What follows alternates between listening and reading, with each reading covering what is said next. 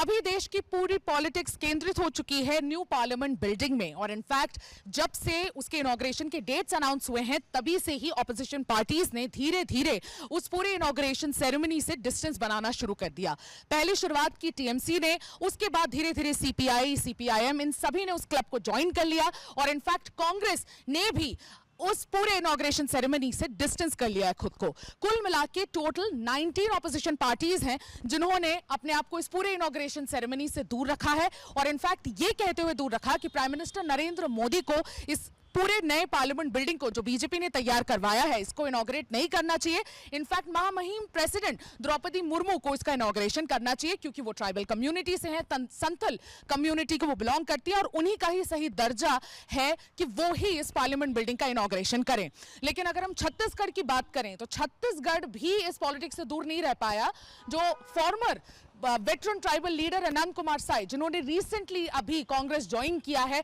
और बिल्कुल मैं अभी पीसीसी के ऑफिस में ही खड़ी हूं और पीसीसी के इसी ऑफिस में उनकी ज्वाइनिंग हुई थी कुल 1 महीने पहले और ज्वाइनिंग के बाद उन्होंने अपना पहला लेटर नरेंद्र मोदी को लिखते हुए ये कहा कि उनको इस इनॉग्रेशन में नहीं सामने रहना चाहिए, इनफैक्ट द्रौपदी मुर्मू को होना चाहिए। वो उनका ये कहना बहुत मायने इसलिए रखता है क्योंकि छत्तीसगढ़ में बहुमूल्य पॉपुलेशन अगर हम बात करें तो ट्राइबल है, 40% ट्राइबल पॉपुलेशन है यहां पर और इसलिए काफी ज्यादा यहां की पॉलिटिक्स पर असर डाल सकता है ये पूरा सिग्निफिकेंट मूव जो कांग्रेस का रहा है। लेकिन अगर हम बात करें कि पिछले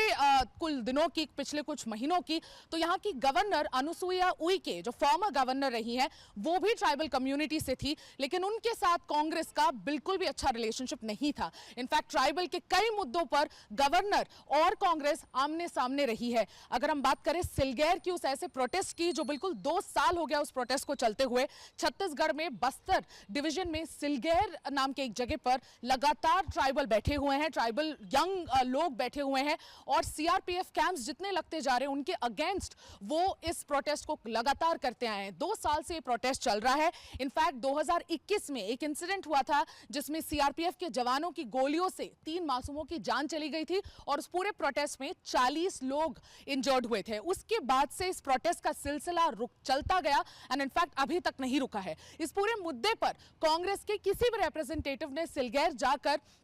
उन प्रोटेस्टर्स से बात करने की कोशिश नहीं की, उन प्रोटेस्टर्स से बिल्कुल कोई सहानुभूति भी नहीं दिखाई और इनफैक्ट ये प्रोटेस्ट आज भी चल रहा है और उनकी एक लौती मांग ये है कि सीआरपीएफ के कैंप्स बिना पेसा एक्ट के, जो कि 1996 का पेसा एक्ट है पंचायत एक्सटेंशन का, वो एक्ट के बिना, मतलब उस एक्ट के तहत सीआरपीएफ के कैंप्स विलेजेस के कंसेंट के बिना आगे नहीं बढ़ सकते और ऐसे कई कैंप्स विलेजेस में आ गए हैं, आज की डेट में एस्टैब्लिश्ड है और इसी के चलते बस्तर एरिया के कई सारे गांव वाले उस सिलगैर प्रोटेस्ट में मौजूद है और ये प्रोटेस्ट दिन ब दिन बढ़ता चला जा रहा है लेकिन नेशनल मीडिया में पहुंच नहीं पाया है क्योंकि वो सिलगैर में, बस्तर में एक छोटी सी जगह पर चल रहा है लेकिन वो प्रोटेस्ट बहुत अहम है और उस प्रोटेस्ट के लिए भी कांग्रेस ने इतने एफर्ट नहीं डाले कि वहां पर अपना कोई रिप्रेजेंटेटिव भेजे, वो उनकी डिमांड सुने वो और उसके लिए कोई एक्शन लिया जाए। ये एक ट्राइबल अहम इशू है जो आज की डेट में चल रहा है लेकिन कांग्रेस को बिल्कुल इस चीज की फिक्र नहीं है। सेकंड, अगर हम बात करें तो यहाँ की जो governor, former governor Anusuiya Uikey हैं,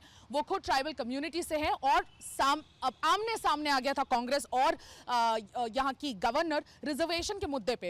मुद्दे पे कांग्रेस ने काफी ज्यादा प्रेशर माउंट किया था राजभवन में और गवर्नर पे बहुत ज्यादा प्रेशर माउंट करते हुए जवाब मांगा था और जिस हिसाब से खींचातानी हुई थी रिजर्वेशन के मामले पर, यह भी कहीं ना कहीं एक स्ट्रेन्ड रिलेशनशिप बताता है और दिखाता है कि जो ट्राइबल रिस्पेक्ट है कांग्रेस का वो कहीं ना कहीं इसमें कॉम्प्रोमाइज हुआ था।